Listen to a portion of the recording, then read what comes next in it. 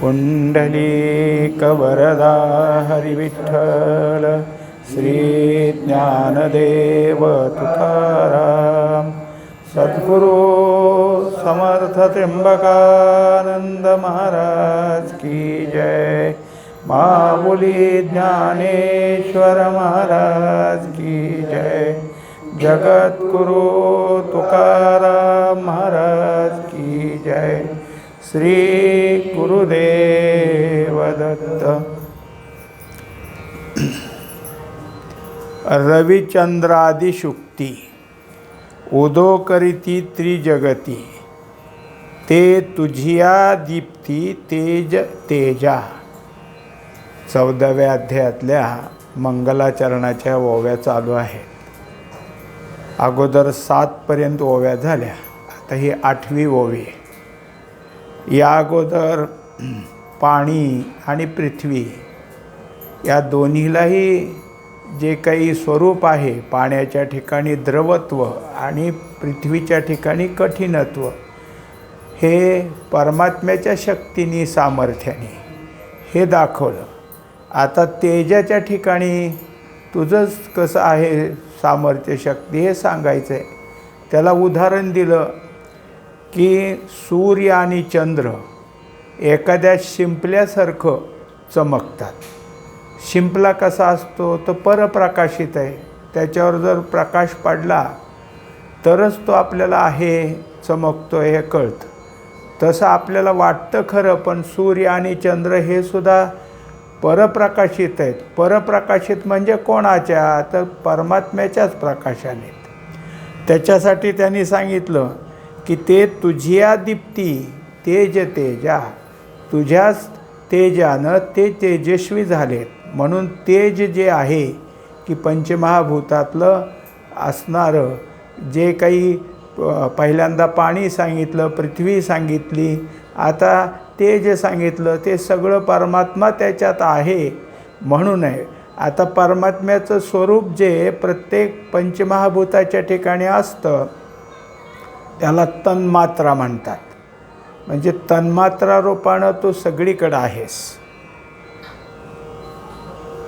चळविळ जे अनिळे ते दैविकेनी जी निजबळे, नभ तुझ माझी खेळे लपीतपी। आता त्यानंतर वायूबद्दल सांगितलं। वायूचं जे चालणं आहे, इकडं तिकडं जाणं आहे, ती तुझी कृपा आहे त्याच्यावर म्हणा। म्हणजे जे दैवी कृपा असावी लागते तेव्हाच कोणत्या तरी गोष्टी घडतात, तसं वायूचं फिरणं, चंचलत्व वायूचं हे भगवंतानी त्याला बळ दिलं आहे, म्हणजेच परमात्म्याने बळ दिलं आहे। म्हणूनच वायू काय आहे, इकडून तिकडं फिरत असतो। आणि नभ तुझं माझी खेळे लपीतपी। आता त्याच्यानंतर जे राहिलेलं 5वं पंचमहाभूत आहे ते आकाश, म्हणजे सगळीकडं व्यापलेलं आहे आणि सगळ्यात मोठं, सगळ्यात अगोदरचं। हे किती मोठं आहे, कितीतरी मोठं आहे। पण इतकं मोठं जरी असलं तरी परमात्म्याच्या स्वरूपात परमात्म्याच्या व्यापकपणात हे जाऊन खेळतं, लपंडाव खेळतं। म्हणजे परमात्मा केवढा तरी, आणि त्याच्यात आकाश किती काय की ते कुठंतरी कोपऱ्यात जाऊन लपतंय। म्हणजे त्यापेक्षा कितीतरी पटीनं परमात्म्याचं व्यापकपण आहे। आपल्याला आकाशच तेवढं सर्व व्यापक आहे कळतं। आता ते सांगतात की आकाशसुद्धा परमात्म्याच्या ठिकाणी आपला लपंडाव खेळतं। किंबहुना माया असोस ज्ञान जी तुझे निडोळस, असो वानने सायास श्रुतीचे हे श्रुतीसी हे। एकंदरीत काय आहे की या सगळ्यामध्ये या मायेच्या ठिकाणी तिला जे तू स्वीकारलं किंवा तिला जे काही तुझ्या ठिकाणची आतर्क्य शक्ती दिलीस त्यामुळं ज्ञानाला शक्ती आली, अर्थात ज्ञानदृष्टी तयार झाली। एरवी मायाच नसती आणि परमात्मा कितीही व्यापक असता तर कशाने पाहिला असता। जेव्हा काही ना काहीतरी आमच्या ठिकाणी असते मग त्यानंतर, म्हणजेच जे काही आपल्याला पाहायचं आहे त्याच्याकरता जसं दृष्टी लागते तसं ज्ञानासाठी वृत्ती लागते आणि ही मायेचं स्वरूप आहे. माया ही शुद्ध माया उपयोगी आली म्हणून मग ज्ञानानं परमात्म्यापर्यंत जाता आलं. म्हणजे ज्ञान तुझेनी डोळस. ज्ञानाला जी दृष्टी लाभलेली आहे ती मायेनं मदत केली म्हणून. वेद वानोनी तव चांग, जवन दिसे तुझे अंग. मग आम्हा तया मूग एकी पांती. आता जेवढं काही वेदाने बोलणं केलं त्याच्यामध्ये सांगतात की वेद आघाद बोलिला. कितीतरी मोठं बोलणं केलं पण कधी जोपर्यंत परमात्मा दिसत नाही तोपर्यंत. का तर परमात्म्याचं वर्णन केलं, असा आहे, असा नाही, असा नाही, असा नाही. मग असा नाही नाही म्हणता म्हणता जे काही उरतं तसा परमात्मा आहे. पण हे सांगता सांगता वेद जेव्हा परमात्म्याच्याच ठिकाणी एकरूप झाला तेव्हा त्याचं बोलणं बंद झालं. वेद मौनावाला. तिथं गेलं की त्याचं काय आहे, मौन झालं. आता हे एकट्या वेदाचं नाही, आमचंही तसंच झालं. एकदा का अनुभव आला की अनुभवात आल्याबरोबर आमची जी काही आहे वैखरी म्हणा, मध्यमा म्हणा, बंद पडते. आता ह्या दोन्ही गोष्टी समन्वयात चालल्यात. माऊलीने सुरुवातीपासून श्रीगुरूचं वंदन केलं, जय जय आचार्य म्हणून. आचार्याचंच वर्णन चाललं आहे, श्रीगुरूचंच वर्णन चाललं आहे. पण असं वाटायला लागलं की परमात्मा हे सांगायला लागलेत. म्हणजे मग परमात्म्याचं वर्णन चाललं आहे का श्रीगुरूचं वर्णन चाललं आहे? ज्याला जसा भाव असेल तसं. एखाद्याला वाटलं हे परमात्म्याचं वर्णन आहे तसंच समजतो आणि तसं वाटतं. पण हे श्रीगुरूचं वर्णन आहे तसं समजतो, तसंच वाटतं. कारण दोन्हीच्या ठिकाणी ऐक्य असं माऊलीला दाखवायचं आहे. दोघं काही परस्पर वेगवेगळे नाहीत. गुरु साक्षात परब्रह्म. परब्रह्म आणि श्रीगुरू एकच आहेत. त्यामुळं हे जेव्हा काही अनुभवाला येईल आणि कुणी झालं, जोपर्यंत सामान्यता आहे त्याच्या ठिकाणी परोक्ष ज्ञानात गुंतला आहे तोपर्यंत. एकदा अपरोक्षाचा अनुभव त्याच्या ठिकाणी आला की श्रीगुरू पुढे गेल्यावर तोही गप्प बसतो. त्याचीसुद्धा वाचा त्या ठिकाणी काय आहे, कुंठित होत असते. जी एकार्णवाचा ठाई, पाहता थेंबाचा पाडू नाही. महानदी काही जाणी जती. आता त्याच्यानंतर असं सांगतात की एकार्णव म्हणजे सगळे समुद्र एकत्र आले. एक समुद्र केवढा तरी असतो आणि सगळे समुद्र एकत्र आले म्हणजे किती अथांग पाणी झालं. आणि त्या अथांग पाण्यामध्ये एक थेंब म्हणजे काय, तो काहीच नाही. जसं ते आहे तसं महानदी तरी काय त्याच्यापुढं. नदीचं नदीपणच तिथं राहायचं नाही. एकार्णव झाला तरंग बुडाला, म्हणजे तिथं काहीच राहत नाही. तसं एकदा जाणलं की जाणणंच त्याच्या ठिकाणी शांत होतं. आता परमात्मा आणि परमात्म्याचं व्यापकपण याविषयी फक्त अनुभवत राहणं एवढंच राहिलं. का उदयलिया भास्वतू, चंद्र जैसा खद्य तू. आम्हा श्रुती तुझ आतू तो पाडू असे. त्याचंच उदाहरण आणखीन आलं. वरच्या ज्या 2-3 ओव्यात त्या वेद किंवा श्रुती आणि आम्ही या दोन्हीला कसं मांडणी केली पहा. ते सांगतात की एकदा सूर्य उगवला म्हणजे चंद्र असला तरी काजव्यासारखा दिसतो. काजवा कसा अगदी लहानसं तेज असतं, पण एवढ्या मोठ्या सूर्याच्या प्रकाशात काजवा तर दिसणारच नाही. पण चंद्रसुद्धा काजव्यासारखा दिसतो आहे. हे जसं आहे तसं आम्हाला एकदा परमात्मा भेटला. परमात्म्याचा आमच्या ठिकाणी साक्षात्कार झाला की श्रुतीची गत आणि आमची दोघांच्या गती एकच झाल्या. कारण श्रुती तिथे गेल्यावर मौनावते आणि जो कोणी त्या अनुभवाच्या घरात जातो त्याच्या ठिकाणीसुद्धा कोणत्या प्रकारचं काय आहे उच्चार राहत नाही, कोणतं काही नाही. तोही त्या ठिकाणी काय आहे तन्मय होऊन जातो. आणि दुजया थावो मोडे, चेथ परेशी वैखरी बुडे. तो तू माग कोणे तोंडे वानावासी. आता जे जे काही असेल ते परमात्म्याचं वर्णन करायचं झालं तर काय असतं, तिथं द्वैत यावं लागतं. दुसरं माणूस उभा राहतं तेव्हा जसं कोण्या एका व्यक्तीची स्तुती करायला दुसरा कोणीतरी लागतो. आपली आपली स्तुती जर कोणी करू लागला तर त्या स्तुतीला कोण महत्त्व देत आहे. तसं आता काय आहे, दुसरं कोणीतरी पाहिजे. मग इथं द्वैत आहे, पण जिथं जिथं काय आहे परमात्म्याचा अनुभव यायला लागतो तिथं द्वैत संपतं. तिथं काय होतं, ऐक्य तयार होतं. आणि एकदा का द्वैत संपलं की मग वैखरीपासून परेपर्यंत सगळी वाचा बंद पडते.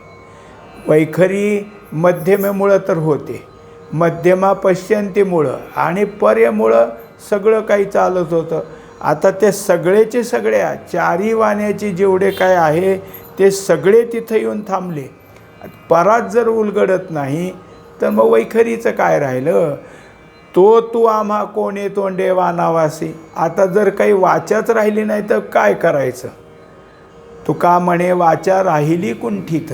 तिथं गेल्यावर जर काय आहे वाचाच थांबते तर मग काय, तसं तुझं वर्णन करायला अशक्यता आहे. या लागी आता स्तुती सांडोनी निवांता, चरणी ठेवी जे माता हेची भले. आता इतकं सगळं झालं तेव्हा या ओवीत असं लक्षात आलं की हे श्रीगुरु पुढंच बोलतात. ते सांगतात की आता हे खरं आहे, परमात्म्याची स्तुती करायची म्हणलं तर करताच आली नाही, म्हणून मग ते आपलं बाजूला राहू देऊ, स्तुती बाजूला राहू देऊ आणि चरणावर मस्तक ठेवू. हेच काय असेल तर खऱ्या अर्थानं महत्त्वाचं आहे. किती बोलायचं आणि न बोलता दर्शन घेतलं तर खऱ्या अर्थानं तेच आपल्या ठिकाणी प्राप्तव्य आहे. तरी तुझ तैसिया नमोजी श्री गुरुराया, मज ग्रंथोद्यमू फळावया व्यवहारा होई. एकंदरीत जे जे काही आहे श्री गुरुनाथा, तुमचं कोणतंही स्वरूप आहे की जे माझ्या स्तुतीत येत नाही, ते जसं असेल तसं असेल, पण तुम्हाला नमस्कार करतो. नमोजी श्री गुरुराया. जसं वर सांगितलं की चरणी मस्तक जे काय आहे माथा हेची भले, चरणी ठेविजे माथा हेची भले. तिथं जसं आता मस्तक ठेवू नये तसं आता इथं सांगितलं की जे काही असेल ते तुम्हाला नमस्कार आहे. काय आहे तर मला ग्रंथ लिहायचा आहे आणि हे सगळं करण्याकरता तुमची कृपा महत्त्वाची. आता जो काही माझा होत असलेला ग्रंथाचा उद्योग तो पूर्ण होण्याकरता, जसं एखादा उद्योग करायचा असला म्हणजे त्याला भांडवल लागतं, तसं माझ्या ठिकाणी हा ग्रंथाचा उद्योग होण्याकरता माझी बुद्धी, माझं मन, माझी इंद्रिये, हे सगळे जे काही आहेत, आम्ही डोळ्यांनी पाहतो, कानाने ऐकतो, जिभेने खातो, हा सगळा व्यापारच आहे. हा सगळा काय होतो विषयाचा आणि आपला व्यवहारच होत असतो. आता इथं त्यांचा जर उपयोग मला ग्रंथ लिहिण्याकरता करायचा असला तर मग व्यवहारा होई. तूच हे सगळे व्यवहार माझ्याकडून पुरा करून घे. तूच माझ्या ठिकाणी भांडवल पूर्ण कर आणि माझं ग्रंथलिखाणाचं जे उद्योग आहे तो सगळा पूर्ण करून घे. आता कृपा भांडवल सोडी, भरी मती माझी पोतडी, करी ज्ञानपद्य जोडी थोरा माते.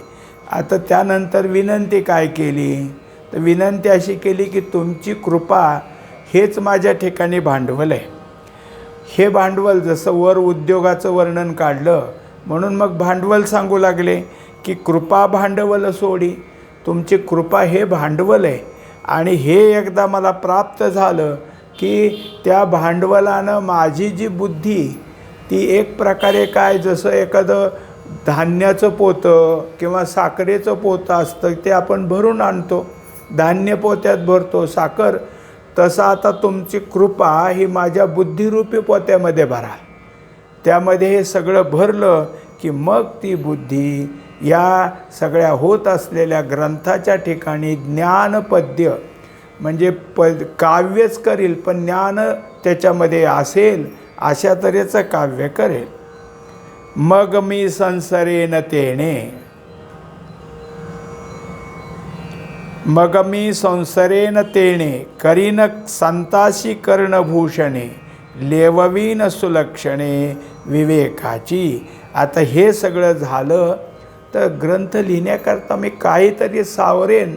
माझ्या ठिकाणी आता हे सगळं होण्याचं सगळी सुरुवात होईल आणि ती झाली म्हणजे जे जे काही माझ्या हातून लिखाण होईल ते लिखाण जसं एखादा सुंदर प्रकारचा दागिना असावा आणि तो जिथं आहे गळ्यातला असला गळ्यात म्हणा, कानातला असला कानातला किंवा हातातला, जे दागिने ज्या ठिकाणी असतात त्या ठिकाणी घातले म्हणजे तो भाग सुशोभित दिसतो.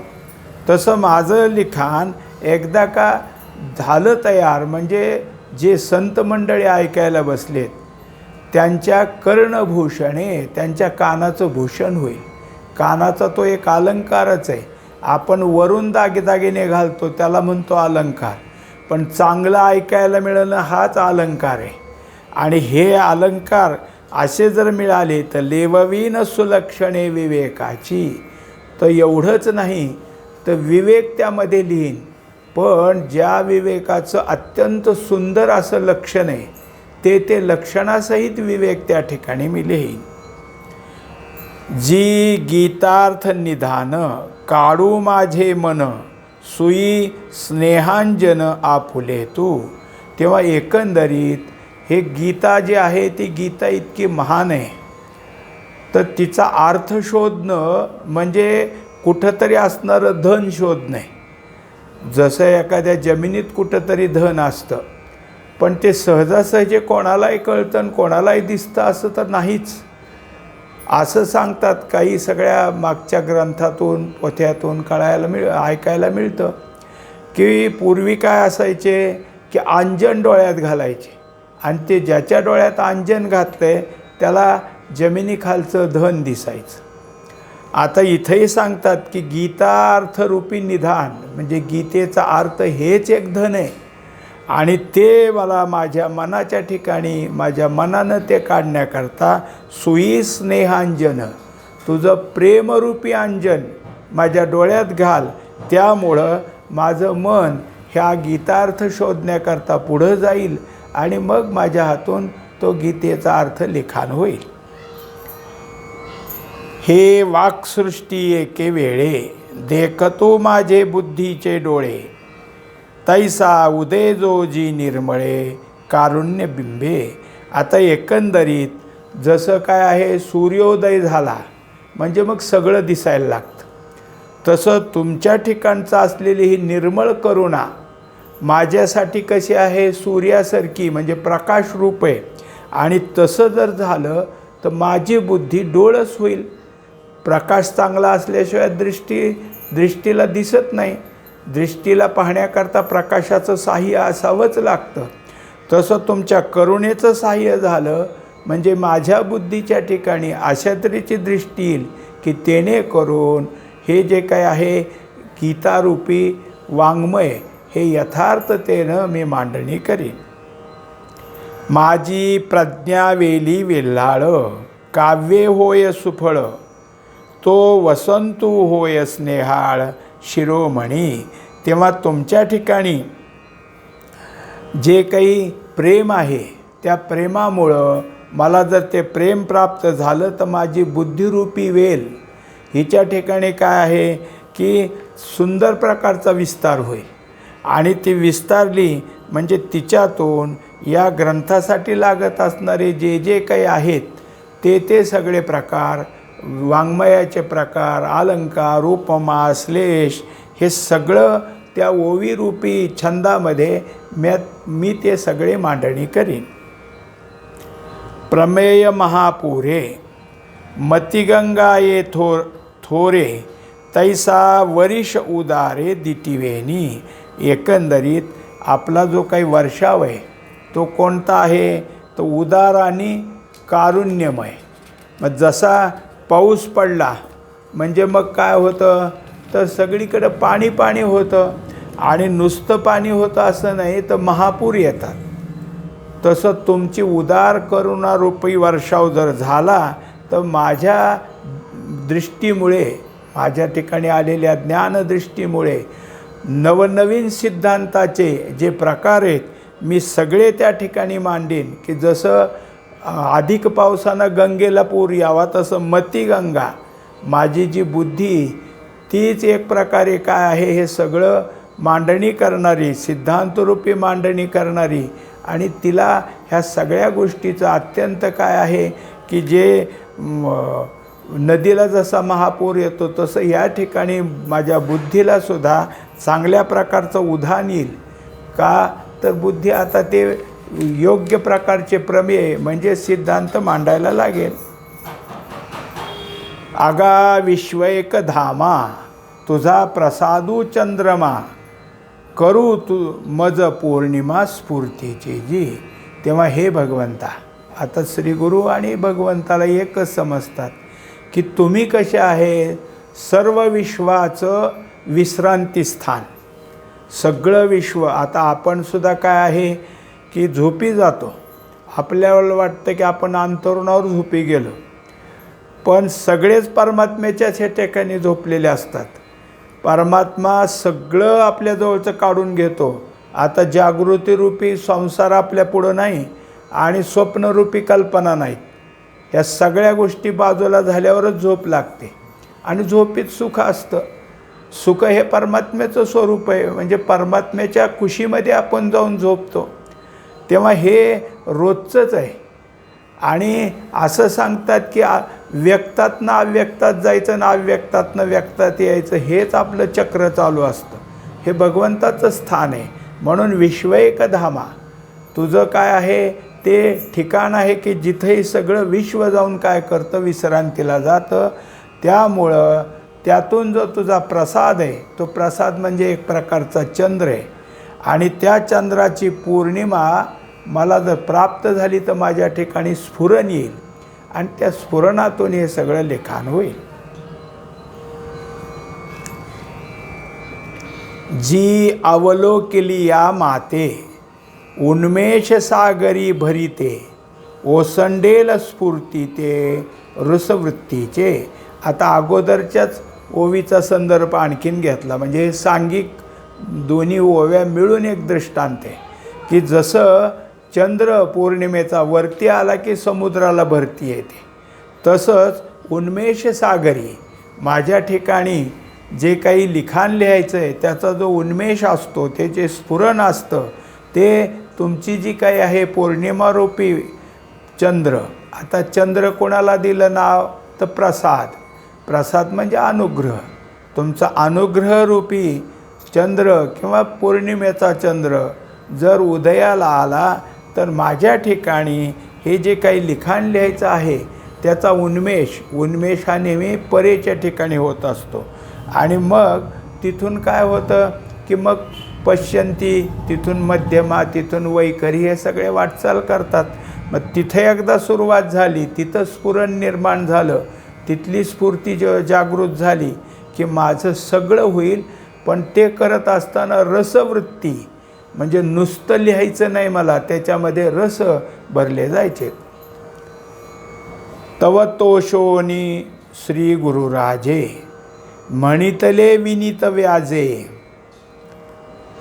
मांडिले देखो दुजे स्तव नमिषे. आता त्यानंतर हे सगळं पाहिलं आणि मग श्री गुरु प्रसन्न झाले. त्यांना ते सगळं बोलणं पाहिल्यानंतर आनंद वाटू लागला आणि म्हणतात की आता तुझं हे जे काही चाललं आहे ते वर्णन, हे जे काही आहे ते एक निमित्त होतं. आता तू आत्तापर्यंत जे बोललास ते जे स्तवन तू केलंस हे तुझं द्वैतमिशानं किंवा स्तवन करण्याच्या उद्देशानं तू बाजूला राहून ही सगळी मांडणी केलीस. पण ते ऐकल्यावर माझ्या ठिकाणी संतोष झालेला आहे. हे असो आता वांझटा तो ज्ञानार्थ करोनी गोमटा ग्रंथू दावी उत्कंठा भंगोनेधी. आता एकच कर की हे सगळं बोलणं बंद कर, कारण हे नुसत्या बोलण्याला काय करायचं आहे, त्याच्यापेक्षा हा जो काही असलेला गीतेचा अर्थ आहे त्यातलं जे ज्ञानार्थ आहे तो बाहेर काढ. म्हणजे त्या गीता श्लोकापासून असलेला भाव जागा कर आणि मग हे सगळं लिखाण कर की जेणेकरून ऐकणाऱ्याची उत्कंठा वाया जाऊ देऊ नको. काय असतं की श्रोता हा जो काही आहे हा दुश्चित झाला किंवा त्याच्या ठिकाणी आळस आला तर त्याचं ऐकणं भंग होतं. त्याच्यामुळं तो सावध असला पाहिजे तरच हे होतं. तेव्हा ज्याच्या ठिकाणी हे सावधपणा निर्माण झाला आहे तोपर्यंत तू ह्या ग्रंथाचा अर्थ सांग. हो काजी स्वामी हेच पाहतो होतो मी, जे श्रीमुखे म्हणा तुम्ही ग्रंथू सांग. आता माऊलींना सुद्धा हे सगळं पाहिल्यावर आनंद झाला. ते म्हणतात की मी सुद्धा हीच इच्छा करत होतो की तुम्ही आता बोल पुढं किंवा आता ग्रंथ लिही, अशी आज्ञा कधी करताय. ही आज्ञा माझ्या ठिकाणी ऐकायचीच इच्छा होती. तुम्ही म्हणाला आता मग पुढचं लिखाण देण्याकरता मी जे आहे ते तत्परच आहे. तुमची आज्ञा मला प्रमाण आहे. तुम्ही जे सांगाल त्याप्रमाणे मी आता पुढची सुरुवात करणार आहे. सहजे दुर्वेचा हिरू अंगेची तव अमरू, वरी आला पुरू पियुषाचा. आता काही ठिकाणी काय आहे की सहजे दुर्वेचा डिरू असा सुद्धा शब्द आहे. म्हणजे दुर्वा याचा अर्थ जे काही आपण गणपतीला आणत असतो त्याला काय हरळी म्हणतात ते दुर्वा. ही दुर्वा काय औषधी कशासाठी घेतली गणपतीने. आत कोणत्याही देवानं जे जे काही फूल पान घेतलं ते सगळं औषधाचंच आहे. पूर्वी जेव्हा गरुडाला काय आहे की आपल्या आईला सोडवण्याकरता अमृत न्यायचं होतं, ते अमृत घेऊन जात असताना त्या कलशाला खाली ठेवावं लागलं. ते ठेवलं हरडीवर म्हणजेच दुर्वेवर. त्यामुळं ती अमर झाली. तिला किती खांदून काढलं तरी पुन्हा येतेच. अशी जी काही आहे ते अगाध डोंगर आहे त्याचा, खूप एक ठिकाणी आहे. तर काय होईल, अंगेची तवा अमरू. आता ते जर सगळं प्राप्त झालं त्या ह्याचा दुर्वेचा रस, तर ते अमरेन जे घेईल त्यालाही अमर करेल. वरी आला पुरू पियुषाचा म्हणजे एकतर दुर्वेपासून निर्माण होत असलेल्या औषधानंच तो अमर होईल आणि त्यात पुन्हा अमृत त्याला मिळालं. मग तर काय आहे त्याच्या अमरपणाला खात्री नाही, म्हणजे खात्रीनं अमरपणा त्याला प्राप्त आला. आता तो पुन्हा त्या अवस्थेतनं बाजूला जाईल असं नाही.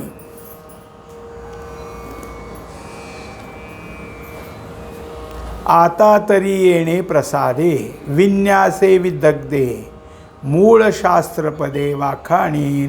तेव्हा आता आपला अनुग्रह प्राप्त झालेला आहे. जे काही असेल त्यातलं जे लिखाण आहे ते सगळं लिखाण आणि मूळ शास्त्राचं, गीतेची मूळ पदं काय आहेत, शास्त्र काय सांगतं, ह्या सगळ्याकडं बघून त्यातला भावार्थ काढण्याचा प्रयत्न करून मी हे सगळं वर्णन किंवा हे लिखाण करणार आहे. पुंडलिक वरदारी विठ्ठल श्री ज्ञानदेव तुकाराम, सद्गुरु समर्थ त्र्यंबकानंद महाराज की जय. माऊली ज्ञानेश्वर महाराज की जय. श्री गुरु तुकाराम महाराज की जय. श्री गुरुदेव दत्त.